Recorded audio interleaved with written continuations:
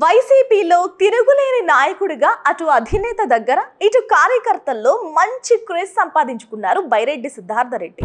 ప్రత్యర్థులపై పంచు డైలాగులతో విరుచుకుపడుతూ సోషల్ మీడియాలో రారాజుగా వెలిగిపోయే ఈ జూనియర్ బైరెడ్డిని ఎదుర్కొనేందుకు అదే స్థాయి నాయకుడిని బరిలోకి దించాలని నిర్ణయించిందట TDP high command.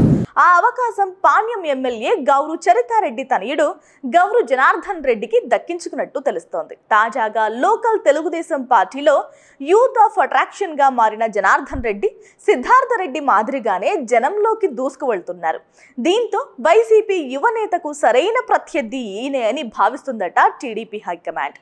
Byreddy Siddhartha Reddy YCP ఇన్ఛార్జిగా ఉన్న నందికొట్కూరులోనే టీడీపీ ఇన్ఛార్జిగా జనార్దన్ రెడ్డి తండ్రి గౌరు వెంకట్రెడ్డి కొనసాగుతున్నారు. అయితే మొదటి నుంచి బైరెడ్డి ఫ్యామిలీకి గౌరు ఫ్యామిలీకి మధ్య పచ్చగడ్డి వేస్తే భగ్గుమనేలా ఉంటుంది వ్యవహారం. బైరెడ్డి రాజశేఖర్ రెడ్డి కారణంగానే గౌరు వెంకట్రెడ్డి జైలుకు వెళ్లారని ప్రచారం రాయలసీమలో ఉంది. పార్టీ ఓటమితో బలహీనంగా కనిపిస్తున్న లోకల్ గా బైరెడ్డి సిద్ధార్థ రెడ్డికి మంచి క్రేజ్ అయితే ఉంది.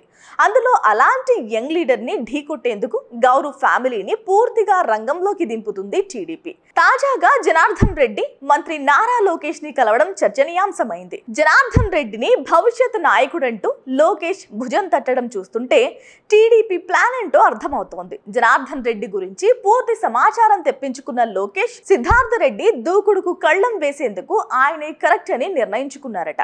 ఇక సిద్ధార్థ రెడ్డికి పోటీగా జనార్దన్ రెడ్డిని దించితే పాత పగలు మళ్లీ మొదలవుతాయా అనే అనుమానాలైతే వ్యక్తమవుతున్నాయి. మరోవైపు సిద్ధార్థ రెడ్డి వైసీపీలో ఉన్నప్పటికీ ఆయన అక్క ఎంపీ శబరి ప్రస్తుతం టీడీపీలోనే ఉన్నారు. దీంతో లోకేష్ ఆచితూచి అడుగులు వేస్తున్నారట.